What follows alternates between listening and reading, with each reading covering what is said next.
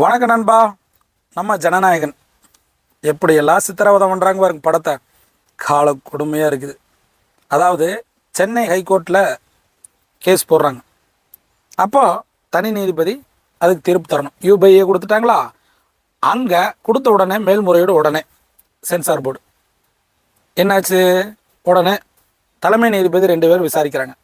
படத்துக்கு 5 நாள் தீர்ப்புக்கு டைம் எடுத்துக்கிறாங்க. 5 நாள். அதாவது ஒரு படத்தில் இந்த சீன் சரியில்லை, அந்த சீன் சரியில்லை, இதை கட் பண்ணி எடுத்துருன்னு சொல்கிறதுக்கு ஒரு 5 நிமிஷம் போது இழுக்கிறாங்க.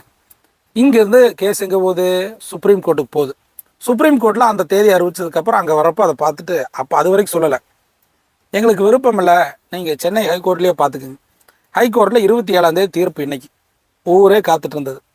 இப்போ திரும்ப பஸ்லேருந்து தனி நீதிபதி உத்தரவிடுவார். ஐயோ, ஆனால் நான் ஒன்று கேட்குற, ஒரு படத்தை பார்த்து ஒன்றா நம்பர் பேடி பயப்படுறது யாருன்னா இந்த திமுகவோ இந்த பாஜக தான்.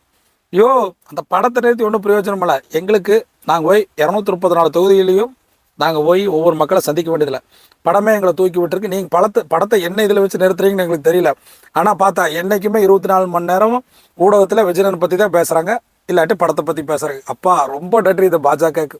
இந்த பாஜக இதுக்கப்புறம் இந்த படத்தினாலே கிட்டத்தட்ட முக்கால்வாசி தோல்வி உறுதி. அதுக்கப்புறம் தமிழ்நாட்டில் ஒன்றுமே இல்லை, ஏற்கனவே அடிமை பூரா சிக்கியிருக்குது. எங்கே, அதிமுக, பாமக, அமமுக. கால கொடுமை. அண்டவா ரொம்ப நன்றி. நீங்கள் எப்போ படம் வந்தாலும் இப்போ ரிலீஸ் ஆனால் ஜனநாயகன் மோடு, இல்லைன்னா எங்களுக்கு டிவிக்கோ மோடு. புரிஞ்சுக்கலாம், எங்களுக்கு நிறைய வேலையாக இருக்குது.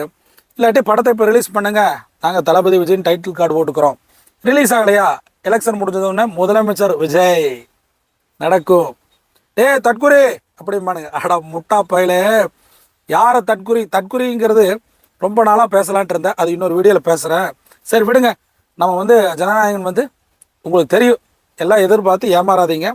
படம் காலதாமதமாக தள்ளி விட்டு எலெக்ஷன் கமிஷனுக்கு போய் இந்த ஆட்சி கையில் போய் உட்காந்துரும். அதுக்கப்புறம் இந்த அரசியல் படம் ரிலீஸ் ஆகாது. வேணும்னே பண்ணுறாங்க. ஒரு ஜனரஞ்சகமான ஒரு படத்துக்கு இவ்வளோ டார்ச்சராக ஒரு சென்ட்ரல் கவர்மெண்ட்டு ஒரு தனிநபரை பார்த்து பில்டிங் ஆடுற அளவுக்கு பயந்துக்குதுன்னா அது நம்ம ஜனநாயகம் தான். விடு நண்பா, நமக்கு இது இப்பெல்லாம் புதுசாக என்ன, காலகாலமாக விஜய் படம் பிரச்சனையில் தான் ஓடிட்டுருக்கு. நீங்கள் ஒன்றும் கவலைப்படாதீங்க, நல்லதே நடக்கும். என்று வந்தாலும் வென்று வருவான் ஜனநாயகன். அப்புறம் மக்கள் பேராதரவில் தாவேக்கா. வெசில் சின்னம் மறந்துடாதீங்க. வெசில் சின்னம். அதிமுக பாஜக மாபெரும் தோல்வியை சந்திக்கணும். அது இல்லாமல் நம்ம கைக்கூலி யார், திராவிட மாடல் ஆட்சி, அது மீண்டும் மிகப்பெரிய தோல்வியை சந்திக்கணும். பார்த்து வாக்களிங்க.